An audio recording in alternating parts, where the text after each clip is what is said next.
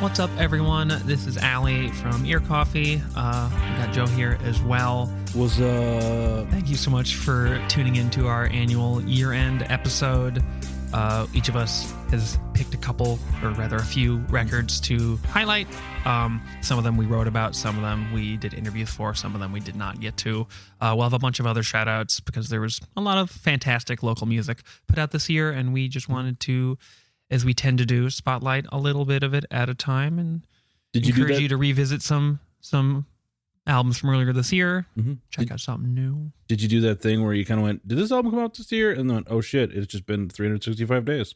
I think the earliest that any of mine came out was like April or May. So there wasn't anything super, like, besides just the fact that I have to keep convincing myself that the Melon Herpes record came out last year, because that just feels like a 2024 record. But that tends to happen when albums get put out in December. They kind of get rolled into the next year sometimes. Mm-hmm. But I digress. Joe, start us off with the first pick. Yeah, I'm going to start off with probably my most anticipated record of this year, which was Ahem's Avoider. And that's just because I am an unabashed Ahem apologist. It's took them 5 years to come out with this one. Their last one came out in 2019. But, you know, just to picture it, it's power pop that is just bubblegum and sunshine. It gives kind of that reprieve from emotional kind of heaviness that we've all kind of been feeling for the last forever. And since birth, yes. Since birth, yes. You know, sometimes it's just unending, the crushing weight of existence. And it just kind of like gives you the chance to just kind of listen to some rock music with all the riffs, pummeling drums, and vocal harmonies you could ask for. I mean, it's a good time. That is another record that I was very much anticipating. Mm-hmm. We've both been, I think you turned me on to Ahem back around when Try Again came out. Yeah. And, you know, it's been wonderful to have them back. A local forged artifacts staple that I hope they continue to release music. Yeah. Catch them live if you haven't. They're fantastic live, but I have check out the record. Yeah, which is unfortunate. Neither of us has, despite being fans of this band for like 6 years. Yeah. If you want to pick out like one track on the record, I would suggest Leap Year. It's kind of that 70s Heartland thing where the acoustic doubles the electric guitar for most of it. And it just sounds good. Sounds good. It feels like you need to be wearing a denim jacket and drinking a tall boy high life where everything's right in the world. It's a tight 25 minutes, so just go listen to it. Yeah. Listen to it twice. Hey, that's depending on your drive. That's a commute both ways. 100%. That's two. It'll take two avoiders to get to and from work. Measuring commutes in records. That aside, I want to talk about another record that was kind of from a band that was gone for a while and has made a at least glorious to us return. And that is Alexander Natalie. They put out their second record, Susu, earlier this year. And it felt like they were not going to come back for a little while. Part of that's just the pessimism of bands putting out music right before COVID arrived and then not really putting much out for that kind of 3-4 year period where either we were on lockdown or just figuring out how to adjust to a changed world. But I am so glad to have Noah Topliff and company's songwriting project back for another record. A lot of these songs were written back around the time his first record came out, the band's first record, which I think was end of 2018. Yeah. So it really feels very in conversation with that earlier record. And it doesn't feel like we've been missing them for 6 years. It just feels like a very logical extension of beautiful, ecstatic folk rock. Yeah. Really great songwriting. And as I think is it a 4-piece or a 5-piece now? I think 5-piece. I think 5-piece. As they have kind of lined up and settled into a consistent live schedule and kind of become a band again, they've only continued to work on new material, keep on just sharpening the old stuff. And it's kind of rare for a band to come back without losing any of their finesse, any of their energy, despite how much all of us have changed. But it's not as heavy as the first record, so you can another kind of record you could toss on your commute or just to listen while you're cleaning. Because it's just really catchy, really beautiful. Serves that purpose as well. But I think you would gain a lot from a close listen, just giving attention to the intricacies of the arrangements, Noah's lyrics, all of that. So yeah, Alexander and Natalie's Susu is another is one of my favorite records of the year. Yeah. What is your next pick, Joe? Yeah, so my record is kind of the polar opposite of my first pick, which is Malamiko's All Pleasant Dreams. Those dreams ain't pleasant. They're not really. No, it's the first record from the band. It's a bleak, shoegazy release, similar to kind of like Another Heaven, which makes sense because Aly produced the record from Another Heaven, produced the Malamiko record. It's kind of between billowing squalls of fuzz and spacious kind of reverb. The band muses kind of the state of our world, whether it's, the existence of just simply being a trans person or the death of our existence as just society. As a species. And then just kind of looking for slight glimmers of hope between all of that. It's this all-encompassing kind of just complete record when you're listening to it from the top to the bottom. It does that thing for their last song in 1,000 Years. It's a really lo-fi kind of acoustic-y, or at least a clean guitar ballad that just kind of rounds out the release in a way that just makes you feel complete. And I love everything kind of from the lyrics to it, to the sounds on it, to the way they arrange stuff. It's a great record, and kind of one of those releases that really surprised me in 2024. Yeah, I feel like for both of us, they're probably our like rookie band of the year kind of pick. Yeah. Given that if you weren't going to talk about Malamiko, I probably would have talked about Malamiko after we've already talked a lot about Malamiko this year.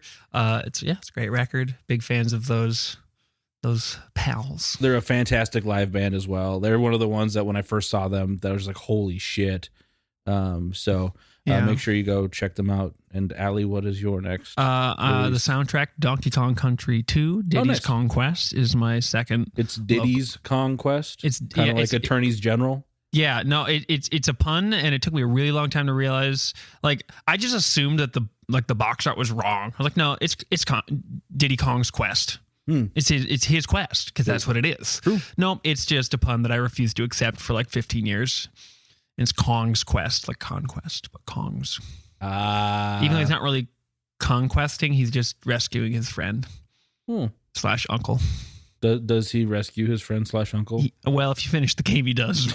There's kind of a contingency there where you have to play the game, but he does. Donkey Kong does not end the game in ruin.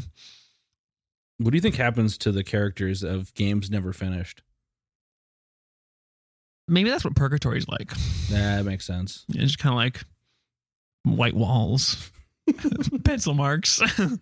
Anyways. What's your actual next pick? I was just trying to shoehorn in a Donkey Kong joke because we were talking about Malamiko, and that turned into a minor tangent. My actual second release that I want to talk about is unsurprising, probably, to anyone who has followed Your Coffee over the year. But Fend's disc is feels like the favorite album of the year for so many people. That band has built such a wonderful little community of around. They haven't really built it. They've just written really great songs and kept on playing shows. And those of us that like the music keep on coming back. So it's not like they're like putting together like a little Fend army to show up and like storm every show to make it seem like they have fans. They just have fans because people really like their music. And I do too. And it's funny because given the bands that make up Fend, you'd think they'd be like this crazy huge band, and not that they're not. They're just kind of like the cool local band. Well, that does it all. They're like your favorite local indie rock musician's favorite local indie rock band. Which sounds like we're talking about like the Velvet Underground or something. We're just talking about Fend. It's so nonchalant, yet it's so rich from how the songs are arranged and how little sounds from like electronics to trumpet to just different pedals and effects will kind of just pop in and out, squealing and miming and just making all sorts of sounds. But at the end of the day, the songs are written and arranged by 4 people who have a very good sense of how to write and arrange a song. Yeah. And Josie has really written some fantastic lyrics as well. It's a very relatable, kind of heart-dampened record where it's full of emotion, but you're a little down in the dumps, and it's making space for all of that. Yeah. It feels like it's been a long time since there's been a debut record or even just a record that has been this anticipated by just like random Minneapolis people I know that make music and have like 200 followers on Twitter. Like Fend has brought all of us together. The Minneapolis posters. Fend did what Kamala could not. Fend did what Kamala could not. I just say things. And I agree with him. Yeah. In this case, it's a firm agreement. Despite the fact that John O'Brien killed my uncle in armed combat, I'm willing to forgive them because Disc is just a really special record.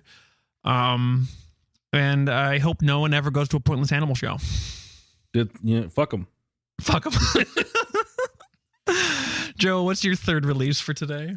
Yeah, so my third release is almost a lot, like 2/3 of my picks from this year are debuts. It's I Want to Eat Lava and God Cannot Stop Me's Do You Care, their debut EP, which is Eat Lava is a great mathy power pop group that does so much more than just the name implies. I think they've described themselves, or people have described them as like, I think Andy came up with it, like tech death indie rock. Yes.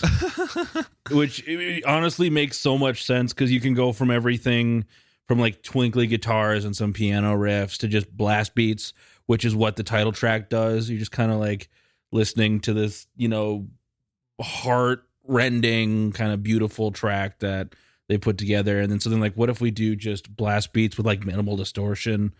Just kind of that like blackened, what is it, like indie kind of thing that Pitchfork nerds in the 2000s made. I should know. You looked at me with such expectation when you said Pitchfork nerds, and my eyes kind of flashed too with a wait. Why don't I know what you're talking about? But I don't know. It feels fitting that at least Andy's one of their other primary projects is a black metal band. 100%. They are all kind of versed in that noisiness and bring that to a band that ultimately kind of just makes cool synth pop, like pop songs. Yeah, no, totally. It's one you should check out. I really love the last 2 songs, which is Jumping, followed closely by Fading. And that's kind of for similar reasons, which is you got kind of the masterful guitar work of Andy. You mix that with the vocals and keyboard parts of Andy, plus the like punchy rhythm section of Soneth and Lauren.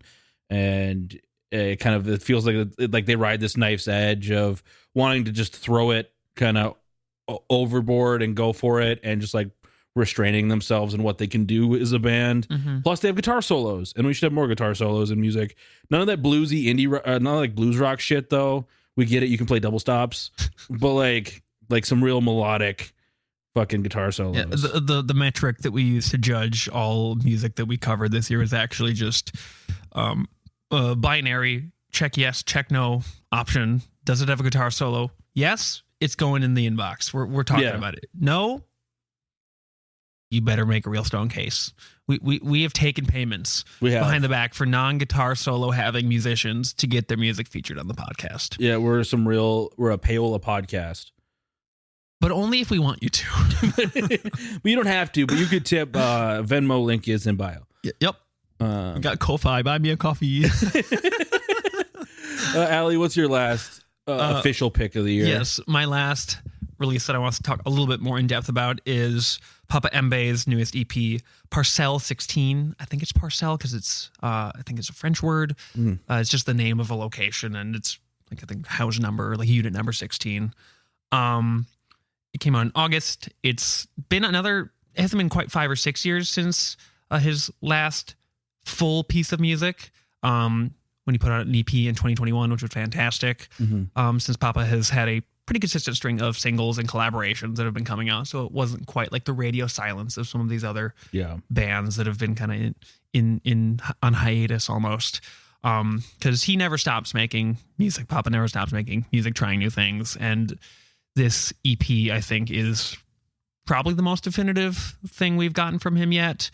Feels kind of obvious to say that about a most recent release, but it really synthesizes and focuses the fragmentation of what makes so much of his music interesting, where without losing the core kind of thread of a song and that continuity, it'll just dart in so many different directions from song to song. They'll have just take a total left turn and then return back to the kind of original core song.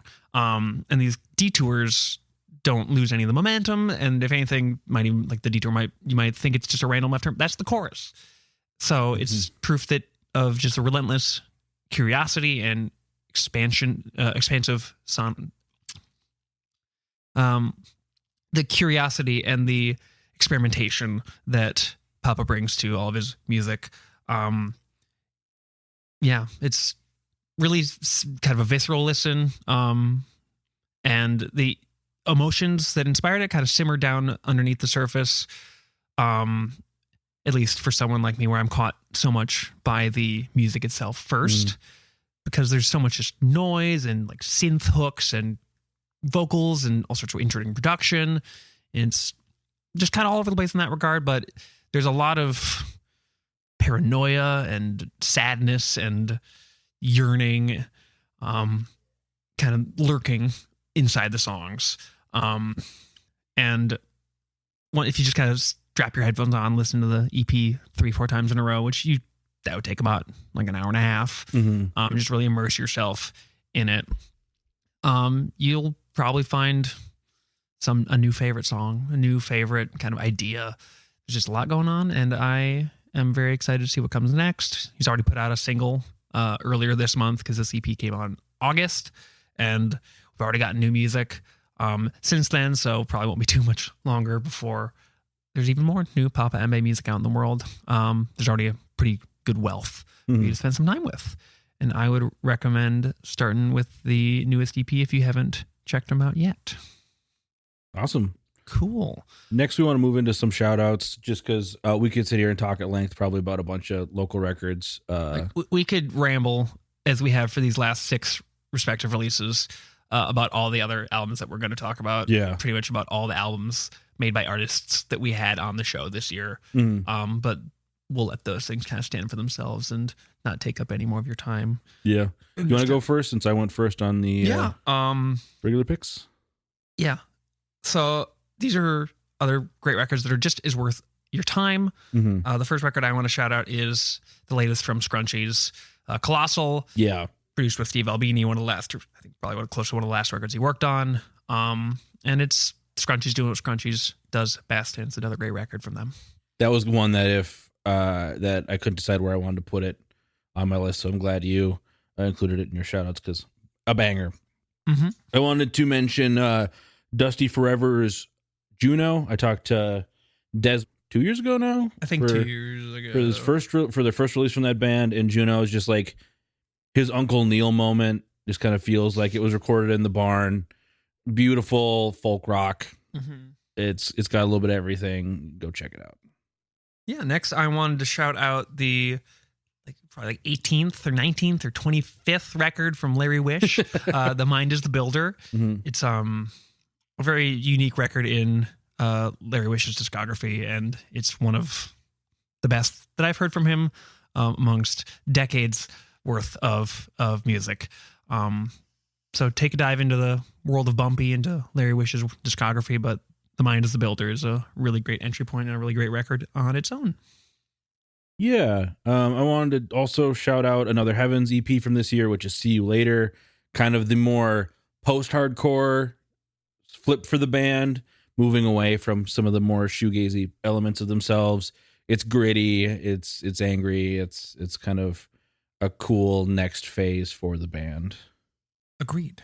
We also love another Heaven in this household. I want to shout out the newest EP from In Lieu. They are a band that keeps getting better, despite I kind of always forget that they've actually put out recorded music, since we've seen them live a handful of times, and they're so good on stage. But it's just another really intense, emotional post-hardcore riff-filled, just kind of collection of like 6 or so songs. And In Lieu has never been better, and you should check them out.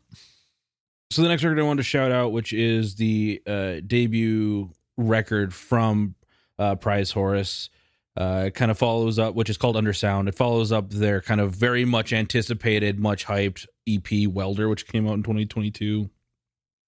Kind of mixes that kind of cloudbursty, shoegazy guitar with just great earworms, and it's a good time. You should check it out if you haven't. Yeah, I also want to mention the newest EP from Haze Gazer, friends of ours, great kind of stoner, doom, metal, hard rock band from the cities. Now a 4-piece, so excited. And even louder, which is why feels almost cheap talking about this since this EP feels so long ago. But the band just keeps on getting better. Another great live act. Check them out. So the next one I wanted to shout out, which is the debut record from 12th House Sun, Behind the Glass, which was put out earlier this year, which of course it should be if we're talking about it. I'm actually only talking about records from 1968 this entire time. Fenn is a very old band. Fenn's been around. They're ancient. They're probably all vampires. They're 80. They're older than Paul McCartney. It's like they make Paul McCartney look like a spring chicken. It's everything kind of you love about, again, some local shoegazy, noisy bands. Go check it out. Kyle writes some great riffs, very melodic, parts. They've had a item change and expansion this year. Yeah, no, pretty locked in as a 5-piece. So, which is exciting. I'm excited to see them as the full unit. And a unit they are. Next thing I want to talk about is actually just one song. Haroon put out a song called Too Much V-Neck. I've been waiting for new music from Haroon pretty much since 2021 when I first heard of it. Heard of his songs, and this is just a fantastic little single. First couple single in a couple years. It's a glitchy, kind of blissed out track, and it's a lot of fun, very cool. Excited for more new music from Haroon, hopefully in 2025. And then this is my last one, which is Molly Brandt's American Saga, came out this year. Just a great continuation of her songwriting. It was very much written in collaboration with her partner and both in music and in life, Eric. And it's full of just big, expansive tales of the Midwest, the West, living life. It's a great time. It is an American saga. It's an American one saga. could say. The last thing I want to talk about is an EP that sort of flew under the radar for me. I was really just going to talk about one song, but found out it came out with a whole EP while I was too busy hiding. The new Soulflower EP is really fantastic. It's called Setlist. It's a sparse and kind of vibey, soulful indie rock. The song "Shit" with an exclamation point instead of an I was gonna be the song I wanted to spotlight. It was the lead single, and until earlier this week, the only song I thought that they had put out this year. But I'm grateful to have a whole 7 songs, I think, from them. They're really cool, newer band, and it's a great EP. Yeah. Yeah. As we said before, we love all of these releases, and these artists. Check them all out. Just listen for yourself. That is the main thing we want people to do here. If you're still lacking for new music, you can just kind of scroll through everything we've done for the last year and probably find conversations with a lot of the artists we mentioned on this episode. A non-exhaustive list because there's so much more music that I didn't even think of while putting this together. Like Heart to Gold put out a new record this year. Free Help is fantastic. Yeah. Keep for Cheap put out a whole record. Yeah. Bugsy put out a new single. Like a lot of the bands we've talked about in the past, just we only have so much time and bandwidth to talk about a few artists, but that does not mean that there is a lack outside of this episode's listen time. Because in fact there's too many goddamn bands. There's too many good goddamn bands. I'm gonna become mayor of Minneapolis and limit the number of bands. Well, I mean, I would vote for you just because you sound like you actually stand for something, unlike our current mayor, even if the something that you stand for is just band quotas.